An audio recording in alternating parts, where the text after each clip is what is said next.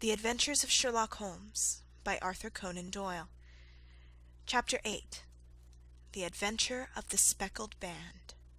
On glancing over my notes of the 70-odd cases in which I have during the last 8 years studied the methods of my friend Sherlock Holmes, I find many tragic, some comic, a large number merely strange, but none commonplace, for, working as he did rather for the love of his art than for the acquirement of wealth, he refused to associate himself with any investigation which did not tend towards the unusual, and even the fantastic. Of all these varied cases, however, I cannot recall any which presented more singular features than that which was associated with the well-known Surrey family of the Roylotts of Stoke Moran.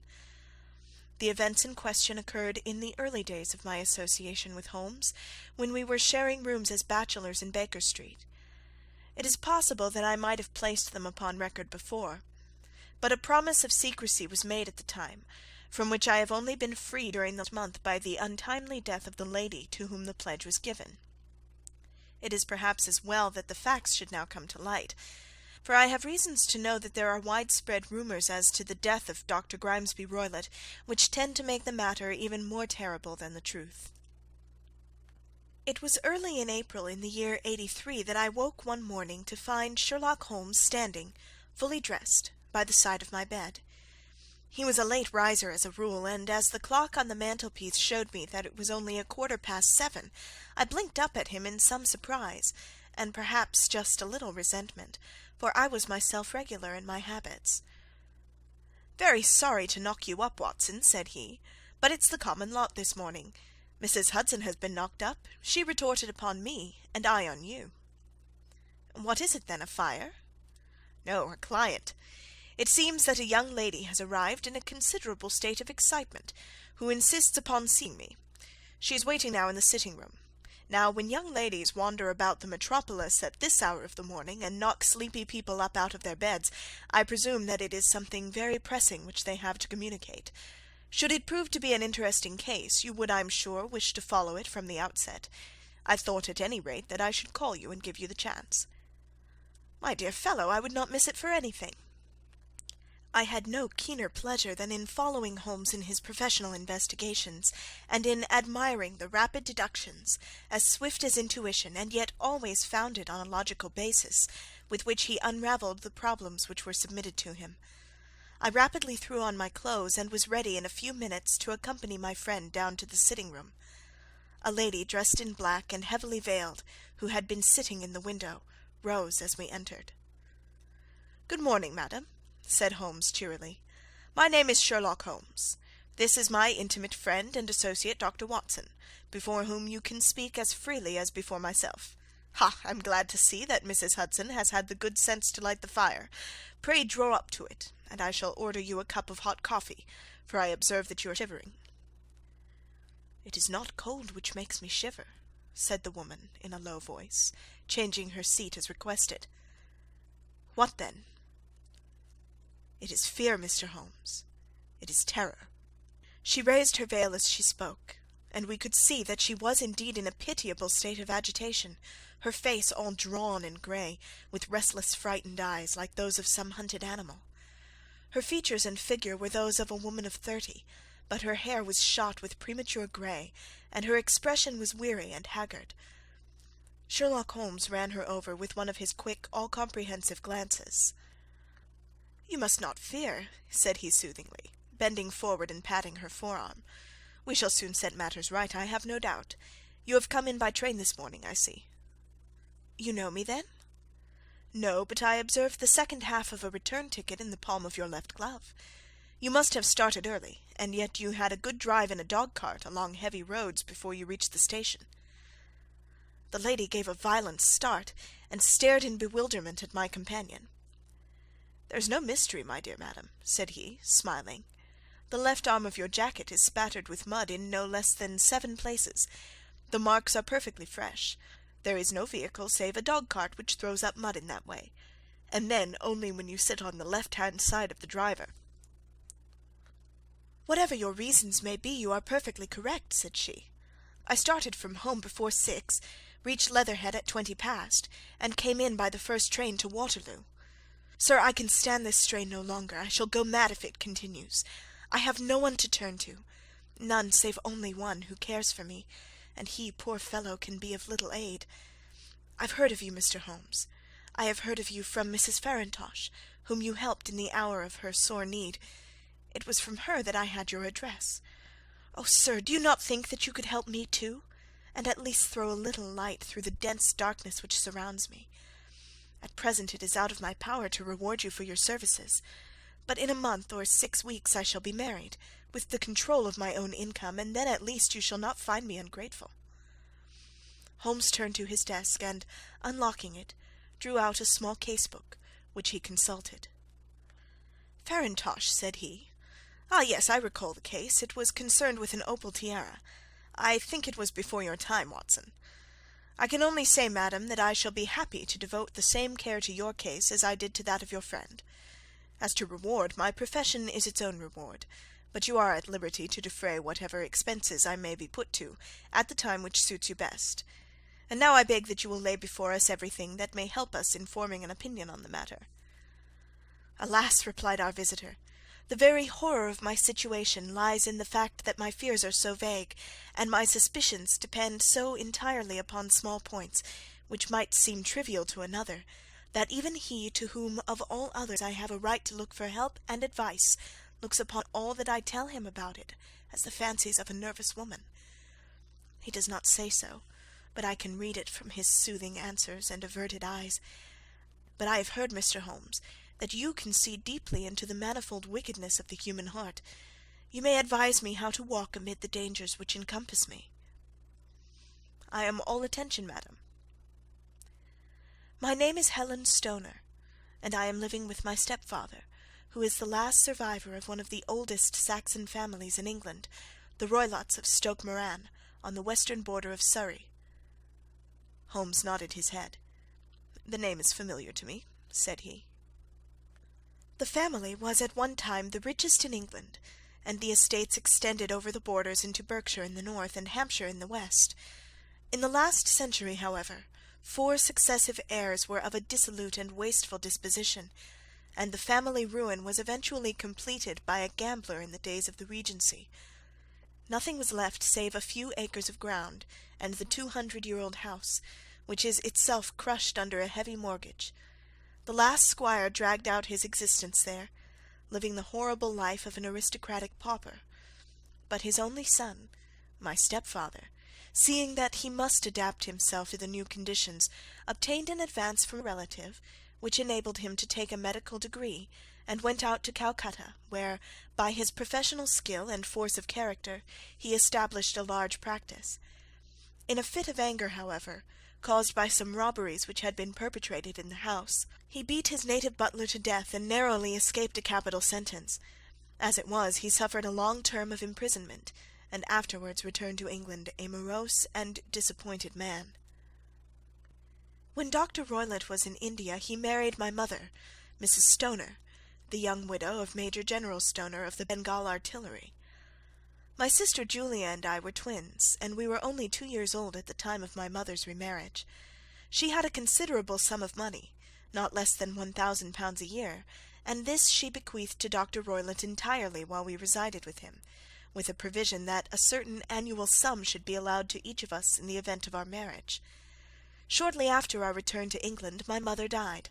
She was killed 8 years ago in a railway accident near Crewe. Dr. Roylott then abandoned his attempts to establish himself in practice in London, and took us to live with him in the old ancestral house at Stoke Moran. The money which my mother had left was enough for all our wants, and there seemed to be no obstacle to our happiness. But a terrible change came over our stepfather about this time. Instead of making friends and exchanging visits with our neighbours, who had at first been overjoyed to see a Roylott of Stoke Moran back in the old family seat, he shut himself up in his house, and seldom came out save to indulge in ferocious quarrels with whoever might cross his path. Violence of temper, approaching to mania, has been hereditary in the men of the family, and in my stepfather's case it had, I believe, been intensified by his long residence in the tropics.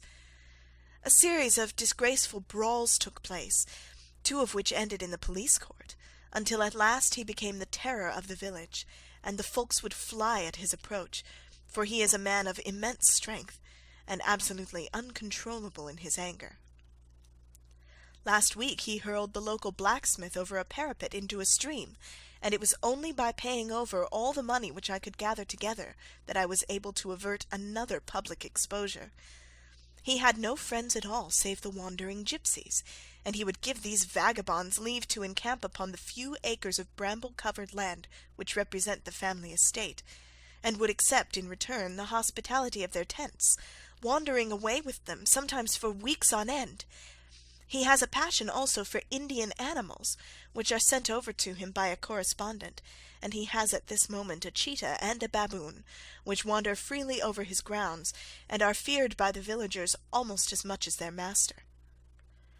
You can imagine from what I say that my poor sister Julia and I had no great pleasure in our lives. No servant would stay with us, and for a long time we did all the work of the house. She was but 30 at the time of her death, and yet her hair had already begun to whiten, even as mine has. Your sister is dead, then? She died just 2 years ago, and it is of her death that I wish to speak to you. You can understand that, living the life which I have described, we were little likely to see any one of our own age and position. We had, however, an aunt, my mother's maiden sister, Miss Honoria Westphale, who lives near Harrow, and we were occasionally allowed to pay short visits at this lady's house. Julia went there at Christmas 2 years ago, and met there a half-pay major of marines, to whom she became engaged. My stepfather learned of the engagement when my sister returned, and offered no objection to the marriage, but within a fortnight of the day which had been fixed for the wedding, the terrible event occurred which has deprived me of my only companion.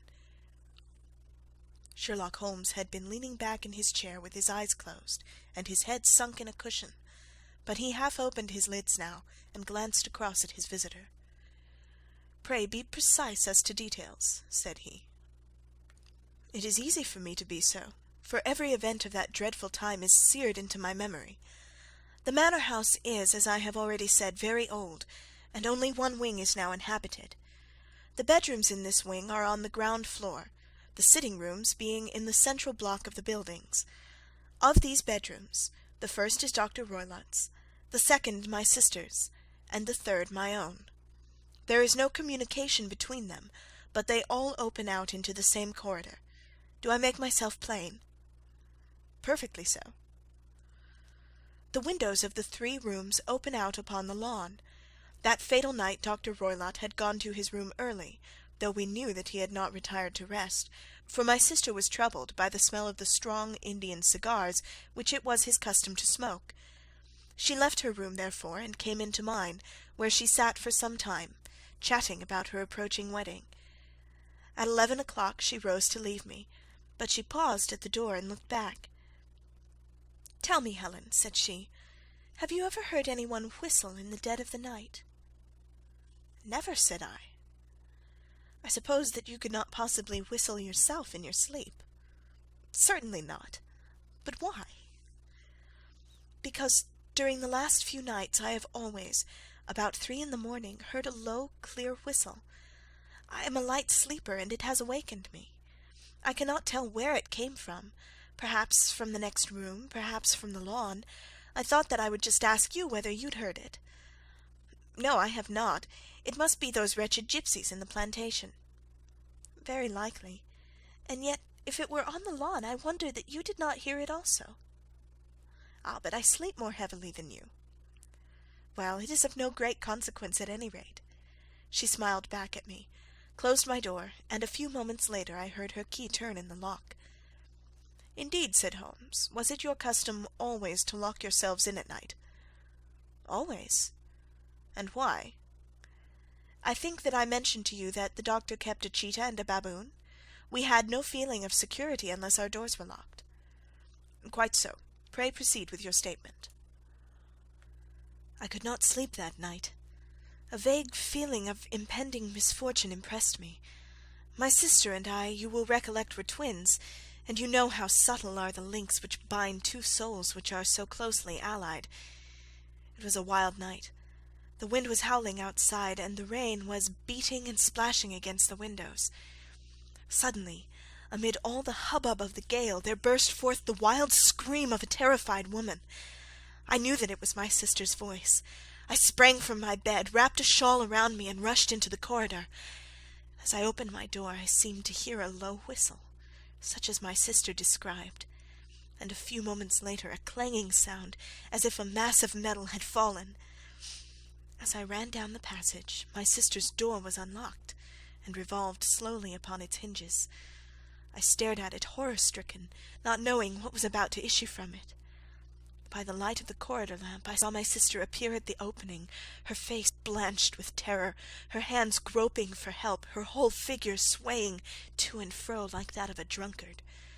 I ran to her and threw my arms round her, but at that moment her knees seemed to give way, and she fell to the ground. She writhed as one who is in terrible pain, and her limbs were dreadfully convulsed. At first I thought that she had not recognized me, but as I bent over her she suddenly shrieked in a voice which I shall never forget, "Oh, my God, Helen! It was the band! The Speckled Band!"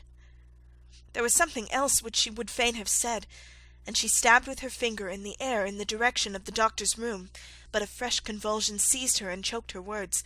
I rushed out, calling loudly for my stepfather, and I met him hastening from his room in his dressing-gown. When he reached my sister's side, she was unconscious, and though he poured brandy down her throat and sent for medical aid from the village, all efforts were in vain, for she slowly sank and died without having recovered her consciousness. Such was the dreadful end of my beloved sister. "One moment," said Holmes. "Are you sure about this whistle and metallic sound? Could you swear to it?" "That was what the country coroner asked me at the enquiry. It is my strong impression that I heard it, and yet among the crash of the gale and the creaking of an old house I may possibly have been deceived." "Was your sister dressed?" "No, she was in her night-dress. In her right hand was found the charred stump of a match, and in her left a matchbox."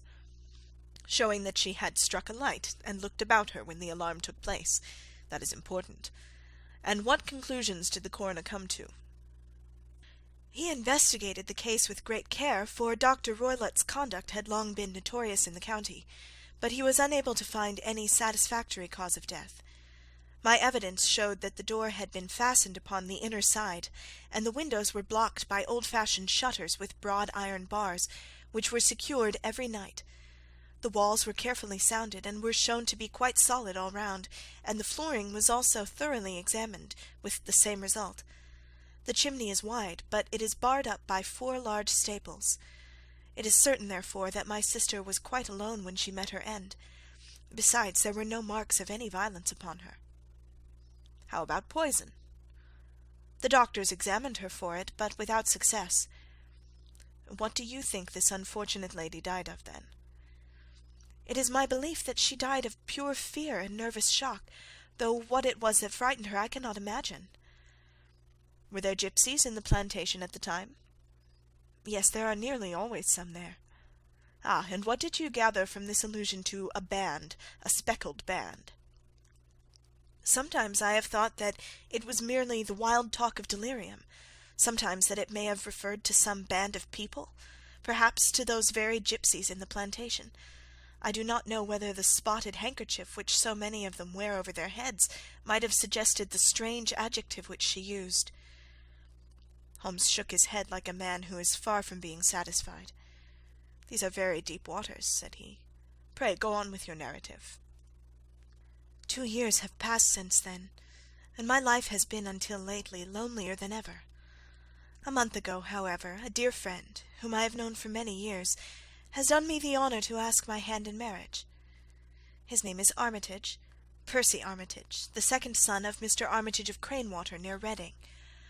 My stepfather has offered no opposition to the match, and we are to be married in the course of the spring.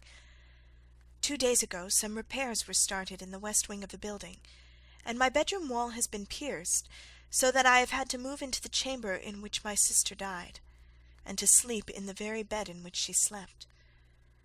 Imagine, then, my thrill of terror when last night, as I lay awake thinking over her terrible fate, I suddenly heard, in the silence of the night, the low whistle which had been the herald of her own death. I sprang up and lit the lamp, but nothing was to be seen in the room.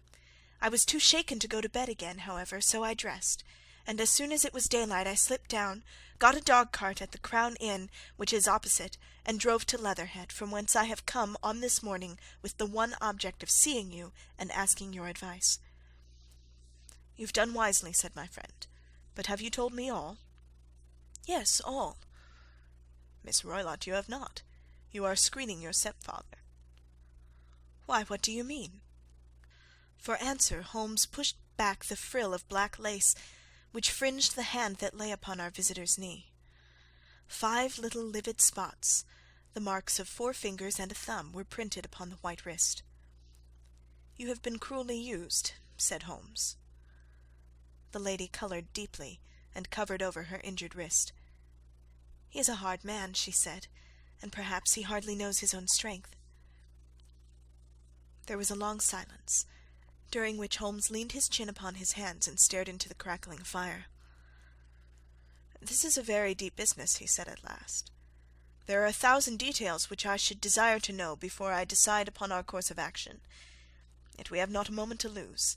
If we were to come to Stoke Moran to-day, would it be possible for us to see over these rooms without the knowledge of your stepfather? As it happens, he spoke of coming into town to-day upon some most important business.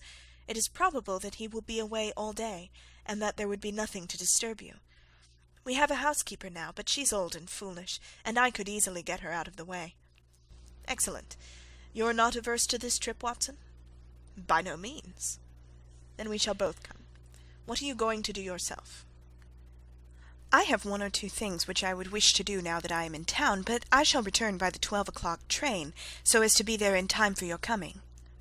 "And you may expect us early in the afternoon.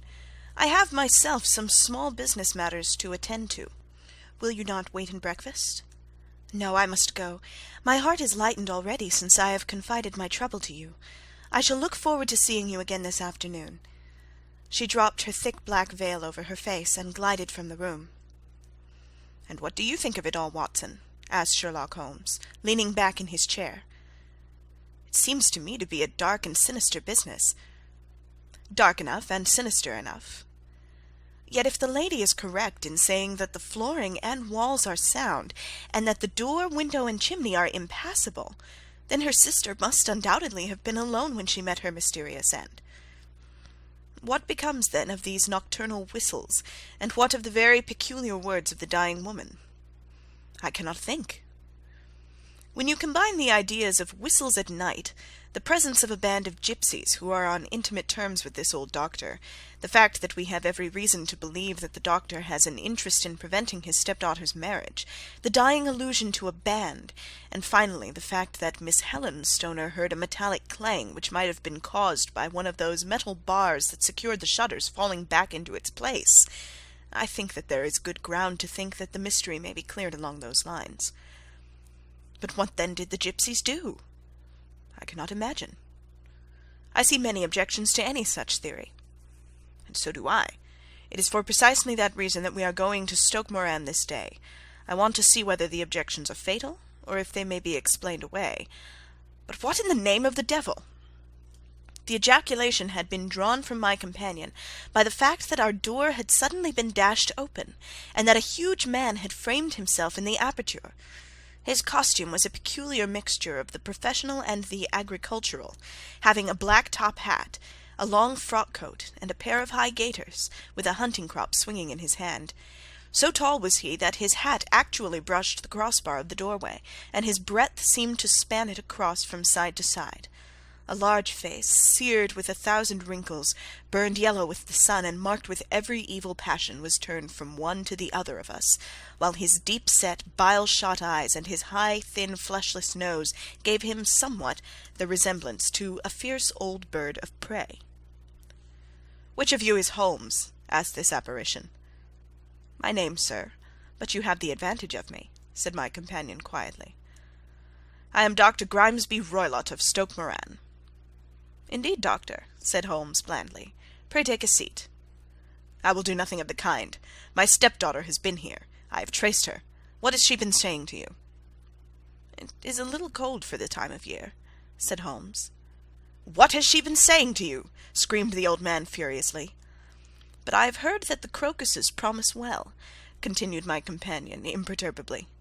"Ha! You put me off, do you?" said our new visitor, taking a step forward and shaking his hunting crop. "I know you, you scoundrel! I have heard of you before. You are Holmes, the meddler." My friend smiled. "Holmes, the busybody." His smile broadened. "Holmes, the Scotland Yard Jack in office." Holmes chuckled heartily. "Your conversation is most entertaining," said he. "When you go out, close the door, for there is a decided draught." "I will go when I've said my say. Don't you dare meddle with my affairs. I know that Miss Stoner has been here. I traced her. I am a dangerous man to fall foul of. See here." He stepped swiftly forward, seized the poker, and bent it into a curve with his huge brown hands. "See that you keep yourself out of my grip," he snarled, and hurling the twisted poker into the fireplace, he strode out of the room. "He seems a very amiable person," said Holmes, laughing. "I am not quite so bulky, but if he had remained, I might have shown him that my grip was not much more feeble than his own." As he spoke, he picked up the steel poker, and with a sudden effort straightened it out again. "Fancy his having the insolence to confound me with the official detective force! This incident gives zest to our investigation, however, and I only trust that our little friend will not suffer from her imprudence in allowing this brute to trace her. And now, Watson, we shall order breakfast, and afterwards I shall walk down to Doctors' Commons, where I hope to get some data which may help us in this matter." It was nearly 1 o'clock when Sherlock Holmes returned from his excursion. He held in his hands a sheet of blue paper, scrawled over with notes and figures. "I have seen the will of the deceased wife," said he. "To determine its exact meaning I have been obliged to work out the present prices of the investments with which it is concerned. The total income, which at the time of the wife's death was little short of £1,100, is now, through the fall in agricultural prices, not more than £750. Each daughter can claim an income of £250 in case of marriage. It is evident, therefore, that if both girls had married, this beauty would have had a mere pittance, while even one of them would cripple him to a very serious extent. My morning's work has not been wasted, since it has proved that he has the very strongest motives for standing in the way of anything of that sort. And now, Watson, this is too serious for dawdling, especially as the old man is aware that we are interesting ourselves in his affairs. So if you are ready, we shall call a cab and drive to Waterloo. I should be very much obliged if you would slip your revolver into your pocket. An Ely's No. 2 is an excellent argument with gentlemen who can twist steel pokers into knots. That and a toothbrush are, I think, all that we need." At Waterloo we were fortunate in catching a train for Leatherhead, where we hired a trap at the station inn and drove for 4 or 5 miles through the lovely Surrey lanes. It was a perfect day, with a bright sun and a few fleecy clouds in the heavens. The trees and wayside hedges were just throwing out their first green shoots, and the air was full of the pleasant smell of the moist earth. To me, at least, there was a strange contrast between the sweet promise of the spring and this sinister quest upon which we were engaged. My companion sat in front of the trap, his arms folded, his hat pulled down over his eyes, and his chin sunk upon his breast, buried in the deepest thought. Suddenly, however, he started, tapped me on the shoulder, and pointed over the meadows. "Look there," said he. A heavily timbered park stretched up in a gentle slope, thickening into a grove at the highest point. From amid the branches there jutted out the grey gables and high-roofed tree of a very old mansion. "Stoke Moran?" said he. "Yes, sir, that be the house of Dr. Grimesby Roylott," remarked the driver. "There is some building going on there," said Holmes. "That is where we are going." "There's the village," said the driver, pointing to a cluster of roofs some distance to the left. "But if you want to get to the house, you'll find it shorter to get over this stile, and so by the footpath over the fields. There it is, where the lady is walking." "And the lady, I fancy, is Miss Stoner," observed Holmes, shading his eyes. "Yes, I think we had better do as you suggest." We got off, paid our fare, and the trap rattled back on its way to Leatherhead. "I thought it as well," said Holmes, as we climbed the stile, "that this fellow should think we had come here as architects or on some definite business. It may stop his gossip. Good afternoon, Miss Stoner. You see that we have been as good as our word." Our client of the morning had hurried forward to meet us with a face which spoke her joy. "I have been waiting so eagerly for you," she cried, shaking hands with us warmly. "All has turned out splendidly. Dr. Roylott has gone to town, and it is unlikely that he will be back before evening." "We have had the pleasure of making the doctor's acquaintance," said Holmes, and in a few words he sketched out what had occurred. Miss Stoner turned white to the lips as she listened. "Good heavens!" she cried. "He has followed me, then?" "So it appears. He is so cunning that I never know when I am safe from him. What will he say when he returns?" "He must guard himself, for he may find that there is someone more cunning than himself upon his track. You must lock yourself up from him tonight. If he is violent, we shall take you away to your aunt's at Harrow. Now we must make the best use of our time, so kindly take us at once to the rooms which we are to examine." The building was of grey, lichen-blotched stone, with a high central portion and two curving wings like the claws of a crab, thrown out on each side. In one of those wings the windows were broken and blocked with wooden boards, while the roof was partly caved in, a picture of ruin. The central portion was in little better repair, but the right-hand block was comparatively modern, and the blinds in the windows, with the blue smoke curling up from the chimneys, showed that this was where the family resided. Some scaffolding had been erected against the end wall, and the stonework had been broken into, but there were no signs of any workmen at the moment of our visit. Holmes walked slowly up and down the ill-trimmed lawn, and examined with deep attention the outsides of the windows. "This, I take it, belongs to the room in which you used to sleep, the centre one to your sister's, and the one next to the main building to Dr. Roylott's chamber." "Exactly so, but I am now sleeping in the middle room." "Pending the alterations, as I understand. By the way, there does not seem to be any very pressing need for repairs at that end of the wall." "There were none. I believe that it was an excuse to move me from my room." "Ah, that is suggestive. Now, on the other side of this narrow wing runs the corridor from which these three rooms open. There are windows in it, of course." "Yes, but very small ones, too narrow for anyone to pass through." "As you both locked your doors at night, your rooms were unapproachable from that side. Now would you have the kindness to go into your room and bar your shutters?" Miss Stoner did so, and Holmes, after a careful examination through the open window, endeavoured in every way to force the shutter open, but without success. There was no slit through which a knife could be passed to raise the bar. Then with his lens he tested the hinges, but they were of solid iron built firmly into the massive masonry. Said he, scratching his chin in some perplexity. "My theory certainly presents some difficulties. No one could pass these shutters if they were bolted. Well, we shall see if the inside throws any light upon the matter." A small side door led into the whitewashed corridor from which the three bedrooms opened. Holmes refused to examine the third chamber, so we passed at once to the second, that in which Miss Stoner was now sleeping, and in which her sister had met with her fate. It was a homely little room, with a low ceiling and a gaping fireplace, after the fashion of old country houses. A brown chest of drawers stood in one corner, a narrow white counterpaned bed in another, and a dressing-table on the left-hand side of the window. These articles, with two small wicker-work chairs, made up all the furniture in the room save for a square of Wilton carpet in the centre. The boards round and the panelling of the walls were of brown worm-eaten oak, so old and discoloured that it may have dated from the original building of the house. Holmes drew one of the chairs into a corner and sat silent, while his eyes travelled round and up and down, taking in every detail of the apartment. "Where does that bell communicate with?" he asked at last, pointing to a thick bell-rope which hung down beside the bed, the tassel actually lying upon the pillow. "It goes to the housekeeper's room." "It looks newer than the other things." "Yes, it was only put there a couple of years ago." "Your sister asked for it, I suppose?" "No, I never heard of her using it. We used always to get what we wanted for ourselves." "Indeed, it seemed unnecessary to put so nice a bell-pull there. You will excuse me for a few minutes while I satisfy myself as to this floor." He threw himself down upon his face, with his lens in his hand, and crawled swiftly backward and forward, examining minutely the cracks between the boards. Then he did the same with the woodwork with which the chamber was panelled. Finally he walked over to the bed and spent some time in staring at it and in running his eye up and down the wall. Finally he took the bell-rope in his hand and gave it a brisk tug. "Why, it's a dummy," said he. "Won't it ring?" "No, it is not even attached to a wire.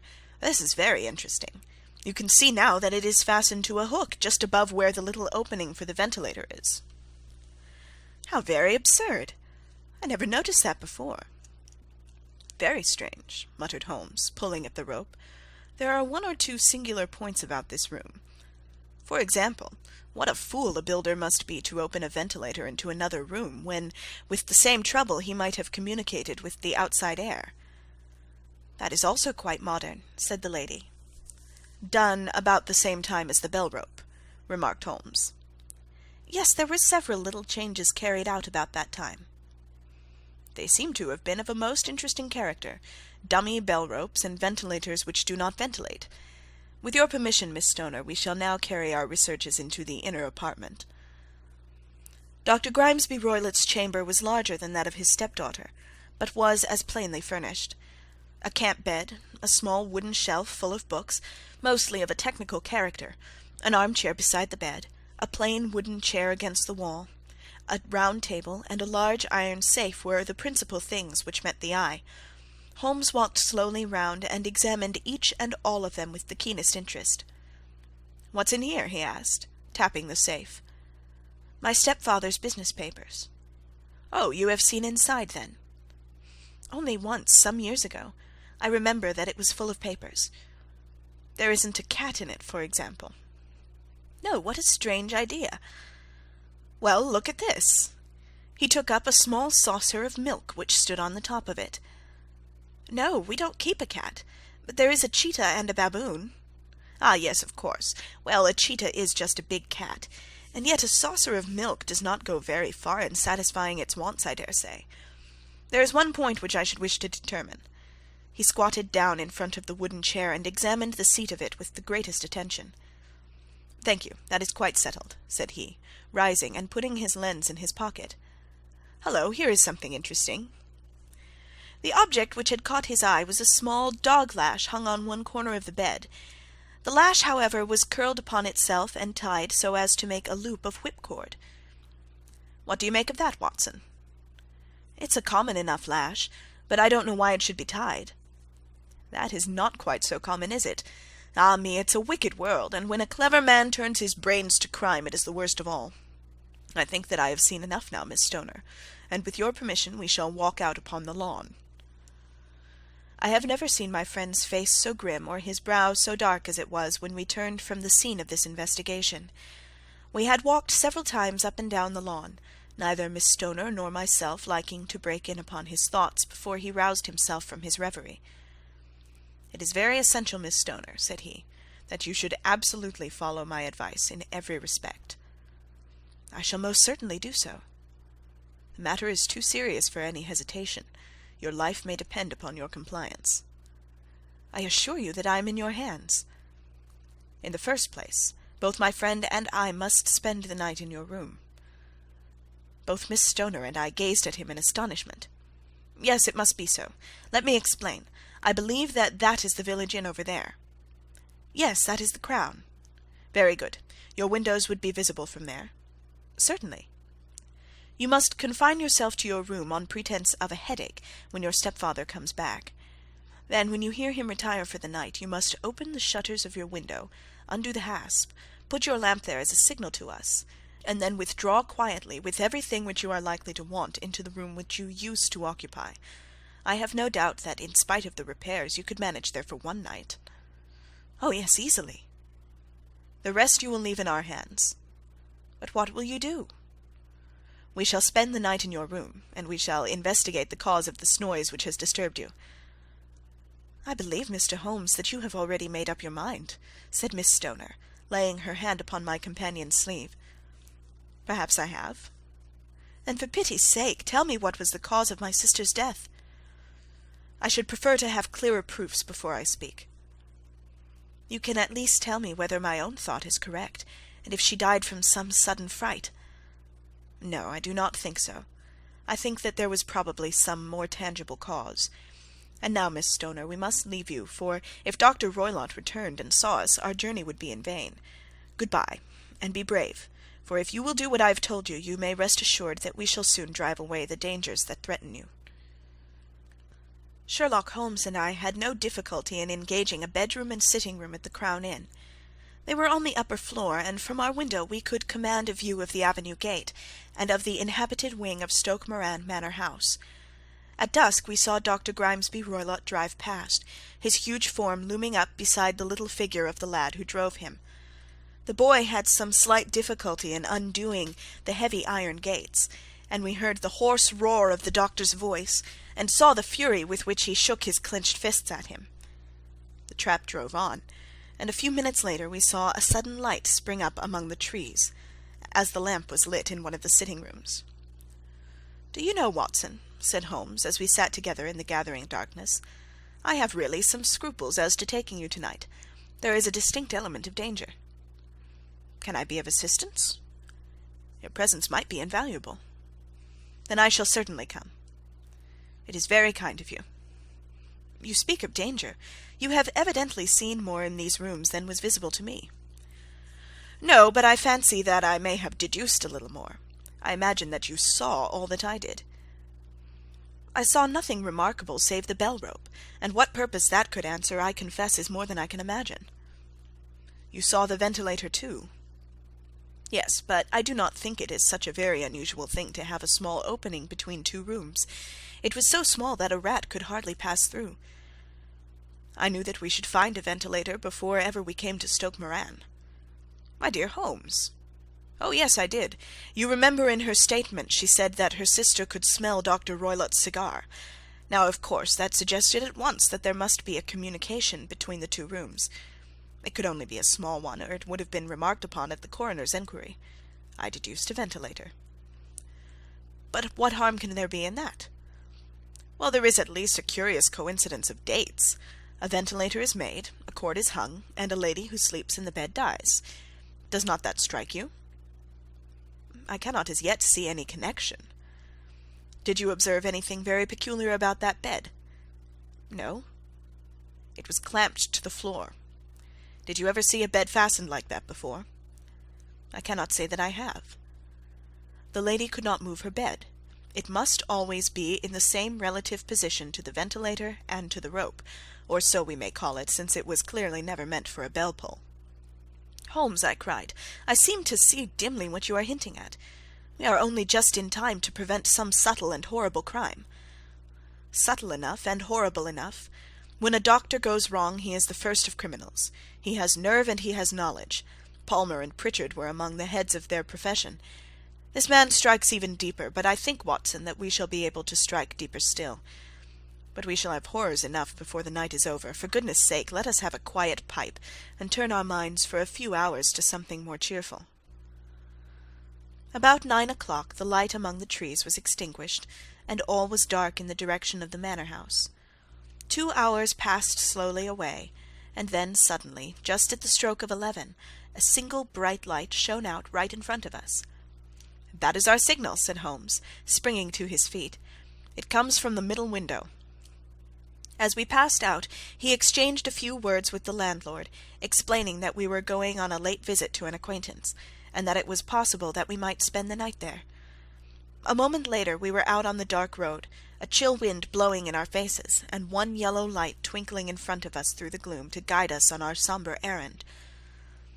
There was little difficulty in entering the grounds, for unrepaired breaches gaped in the old park wall. Making our way among the trees, we reached the lawn, crossed it, and were about to enter through the window, when out from a clump of laurel bushes there darted what seemed to be a hideous and distorted child, who threw itself upon the grass with writhing limbs, and then ran swiftly across the lawn into the darkness. "My God!" I whispered. "Did you see it?" Holmes was for the moment as startled as I. His hand closed like a vice upon my wrist in his agitation. Then he broke into a low laugh, and put his lips to my ear. "It is a nice household," he murmured. "That is the baboon." I had forgotten the strange pets which the doctor affected. There was a cheetah too. Perhaps we might find it upon our shoulders at any moment. I confess that I felt easier in my mind when, after following Holmes's example and slipping off my shoes, I found myself inside the bedroom. My companion noiselessly closed the shutters, moved the lamp onto the table, and cast his eyes round the room. All was as we had seen it in the daytime. Then, creeping up to me, and making a trumpet of his hand, he whispered into my ear again so gently that it was all that I could do to distinguish the words, "The least sound would be fatal to our plans." I nodded to show that I had heard. "We must sit without light. He would see it through the ventilator." I nodded again. "Do not go asleep. Your very life may depend upon it. Have your pistol ready in case we should need it. I will sit on the side of the bed, and you in that chair." I took out my revolver and laid it on the corner of the table. Holmes had brought up a long thin cane, and this he placed upon the bed beside him. By it he laid the box of matches and the stump of a candle. Then he turned down the lamp, and we were left in darkness. How shall I ever forget that dreadful vigil? I could not hear a sound, not even the drawing of a breath, and yet I knew that my companion sat open-eyed within a few feet of me, in the same state of nervous tension in which I was myself. The shutters cut off the least ray of light, and we waited in absolute darkness. From outside came the occasional cry of a night-bird, and once at our very window a long-drawn cat-like whine, which told us that the cheetah was indeed at liberty. Far away we could hear the deep tones of the parish clock, which boomed out every quarter of an hour. How long they seemed, those quarters! 12 struck, and 1, and 2, and 3, and still we sat waiting silently for whatever might befall. Suddenly there was the momentary gleam of a light up in the direction of the ventilator, which vanished immediately, but was succeeded by a strong smell of burning oil and heated metal. Someone in the next room had lit a dark lantern. I heard a gentle sound of movement, and then all was silent once more, though the smell grew stronger. For half an hour I sat with straining ears. Then suddenly another sound became audible, a very gentle, soothing sound, like that of a small jet of steam escaping continually from a kettle. The instant that we heard it, Holmes sprang from the bed, struck a match, and lashed furiously with his cane at the bell-pull. "Do you see it, Watson?" he yelled. "Do you see it?" But I saw nothing. At the moment when Holmes struck the light I heard a low, clear whistle, but the sudden glare flashing into my weary eyes made it impossible for me to tell what it was at which my friend lashed so savagely. I could, however, see that his face was deadly pale and filled with horror and loathing. He had ceased to strike, and was gazing up at the ventilator, when suddenly there broke from the silence of the night the most horrible cry to which I have ever listened. It swelled up louder and louder, a hoarse yell of pain and fear and anger all mingled in one dreadful shriek. They say that away down in the village, and even in the distant parsonage, that cry raised the sleepers from their beds. It struck cold to our hearts, and I stood gazing at Holmes, and he at me, until the last echoes of it had died away into the silence from which it rose. "What can it mean?" I gasped. "It means that it is all over," Holmes answered, "and perhaps, after all, it is for the best. Take your pistol, and we will enter Dr. Roylott's room." With a grave face he lit the lamp, and led the way down the corridor. Twice he struck at the chamber door without any reply from within. Then he turned the handle, and entered, I at his heels, with the cocked pistol in my hand. It was a singular sight which met our eyes. On the table stood a dark lantern with the shutter half open, throwing a brilliant beam of light upon the iron safe, the door of which was ajar. Beside this table, on the wooden chair, sat Dr. Grimesby Roylott, clad in a long grey dressing-gown, his bare ankles protruding beneath, and his feet thrust into red heel-less Turkish slippers. Across his lap lay the short stock with the long lash which we had noticed during the day. His chin was cocked upward, and his eyes were fixed in a dreadful rigid stare at the corner of the ceiling. Round his brow he had a peculiar yellow band, with brownish speckles which seemed to be bound tightly round his head. As we entered he made neither sound nor motion. "The band! The speckled band!" whispered Holmes. I took a step forward. In an instant his strange headgear began to move, and there reared itself from among his hair the squat, diamond-shaped head and puffed neck of a loathsome serpent. "It is a swamp adder," cried Holmes, "the deadliest snake in India. He has died within 10 seconds of being bitten. Violence does, in truth, recoil upon the violent, and the schemer falls into the pit which he digs for another. Let us thrust this creature back into its den, and we can then remove Miss Stoner to some place of shelter, and let the county police know what has happened." As he spoke, he drew the dog-whip swiftly from the dead man's lap, and throwing the noose round the reptile's neck, he drew it from its horrid perch, and, carrying it at arm's length, threw it into the iron safe, which he closed upon it. Such are the true facts of the death of Dr. Grimesby Roylott of Stoke Moran. It is not necessary that I should prolong a narrative which has already run too great a length by telling how we broke the sad news to the terrified girl, how we conveyed her by the morning train to the care of her good aunt at Harrow, of how the slow process of official enquiry came to the conclusion that the doctor met his fate while indiscreetly playing with a dangerous pet. The little which I had yet to learn of the case was told me by Sherlock Holmes as we travelled back the next day. "I had," said he, "come to an entirely erroneous conclusion, which shows, my dear Watson, how dangerous it always is to reason from insufficient data.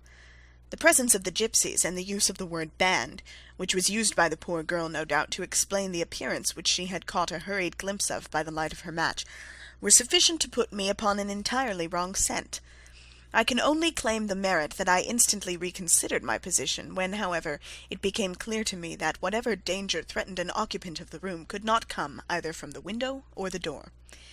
My attention was speedily drawn, as I have already remarked to you, to this ventilator, and to the bell-rope which hung down to the bed. The discovery that this was a dummy, and that the bed was clamped to the floor, instantly gave rise to the suspicion that the rope was there as a bridge for something passing through the hole and coming to the bed.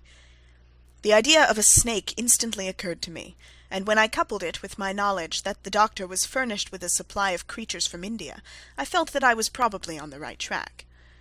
The idea of using a form of poison which could not possibly be discovered by any chemical test was just such a one as would occur to a clever and ruthless man who had had an Eastern training. The rapidity with which such a poison would take effect would also, from his point of view, be an advantage. It would be a sharp-eyed coroner indeed who could distinguish the 2 little dark punctures which would show where the poisoned fangs had done their work. Then I thought of the whistle. Of course he must recall the snake before the morning light revealed it to the victim. He had trained it, probably by use of the milk which we saw, to return to him when summoned. He would put it through this ventilator at the hour that he thought best, with the certainty that it would crawl down the rope and land on the bed. It might or might not bite the occupant. Perhaps she might escape every night for a week, but sooner or later she must fall a victim. I had come to these conclusions before I had ever entered his room. An inspection of his chair showed me that he had been in the habit of standing on it, which of course would be necessary in order that he should reach the ventilator. The sight of the safe, the saucer of milk, and the loop of whipcord were enough to finally dispel any doubts which may have remained. The metallic clang heard by Miss Stoner was obviously caused by her stepfather hastily closing the door of his safe upon its terrible occupant. Having once made up my mind, you know the steps which I took in order to put the matter to the proof. I heard the creature hiss, as I have no doubt that you did also, and I instantly lit the light and attacked it, with the result of driving it through the ventilator, and also with the result of causing it to turn upon its master at the other side. Some of the blows of my cane came home and roused its snakish temper, so that it flew upon the first person it saw. In this way I am no doubt indirectly responsible for Dr. Grimesby Roylott's death, and I cannot say it is likely to weigh very heavily upon my conscience. End of The Adventure of the Speckled Band.